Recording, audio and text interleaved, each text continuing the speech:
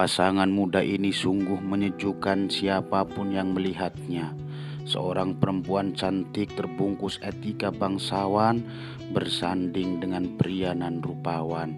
Kecantikan dan kemuliaan budi Aminah menciutkan nyali perempuan-perempuan yang pernah mendamba Abdullah, memaksa wanita-wanita Jazirah Arab meninggalkan keinginan mereka untuk bersanding dengan Abdullah yang kini menjadi suaminya.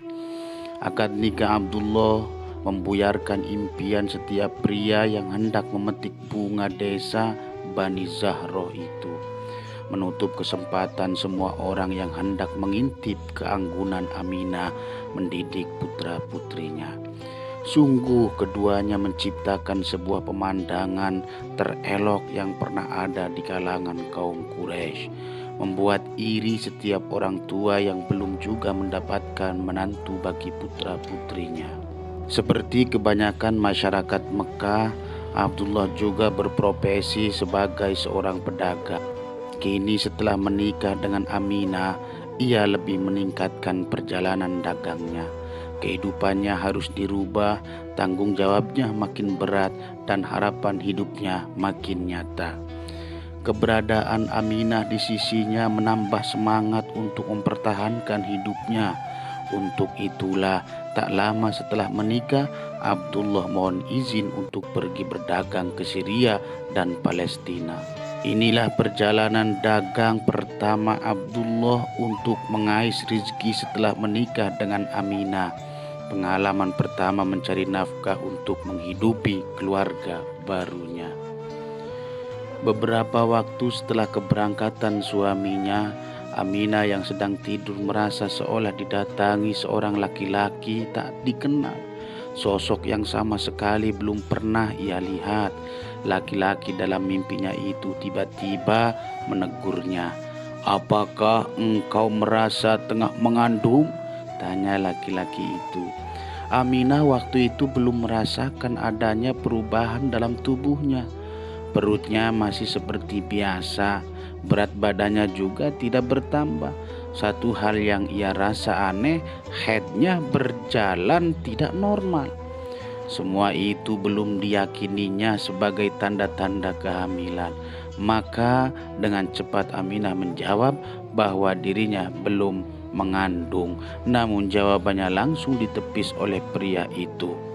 "Sesungguhnya engkau sedang mengandung anak yang akan menjadi pemimpin sekaligus nabi bagi umat ini. Ia akan terlahir pada hari Senin.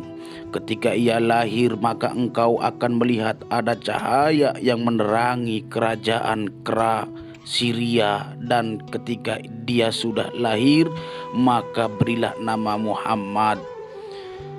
Kabar ini mengagetkan Aminah, juga membuatnya terharu. Tak terbayangkan olehnya kalau sebentar lagi ia akan dipanggil ibu. Kehampaan rumahnya akan segera mencair dengan tangis bibir mungil si buah hati. Kedua telinganya harus segera disiapkannya untuk mendengar celotehan-celotehan lugu dari anak pertamanya. Tentu Aminah harus segera memberitahu suaminya bahwa setiap pulang kerja ia akan segera disambut tangan mungil buah kasih sayang mereka berdua. Mungkin yang sangat ingin dilihat Aminah adalah ekspresi wajah suaminya ketika ia mengabarkan itu semua. Suami mana yang tak bahagia mendengar berita seperti itu? Seringkali ketika mendengarnya muka mereka merah bagai seorang dara mendengar pria pujaannya datang melamar. Beberapa hari kemudian, Aminah langsung memberitahu saudara-saudara perempuannya tentang kedatangan laki-laki yang tak dikenalnya itu. Meskipun Aminah telah memberitahu keluarganya, tapi ia belum sempat membicarakan pada suaminya. Keinginannya untuk memberitahu Abdullah harus ia tangguhkan karena suaminya sedang pergi menjalankan bisnis bersama beberapa pedagang Quraisy.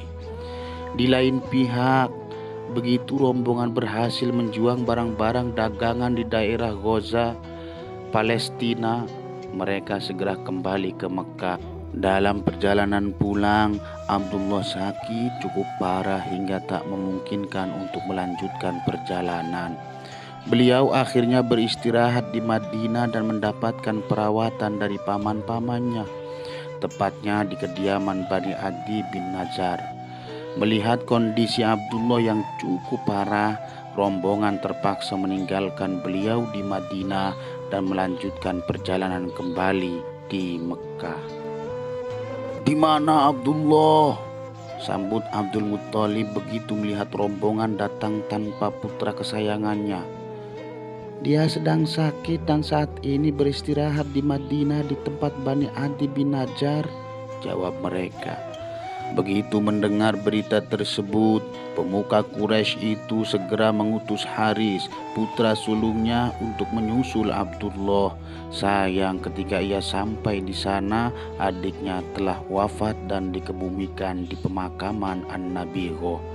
Terpaksa Haris pulang dengan mengabarkan berita duka kepada Abdul Muthalib yang sangat menyayanginya, menumpahkan kenyataan pahit bagi Aminah yang tengah mengandung buah hatinya, menyayat batin Aminah yang belum sempat memberitahu akan kehamilannya pada suaminya yang kini pergi untuk selamanya. Tak pernah beliau bayangkan ternyata pamitan untuk pergi berdagang itu adalah pertemuan terakhir mereka berdua.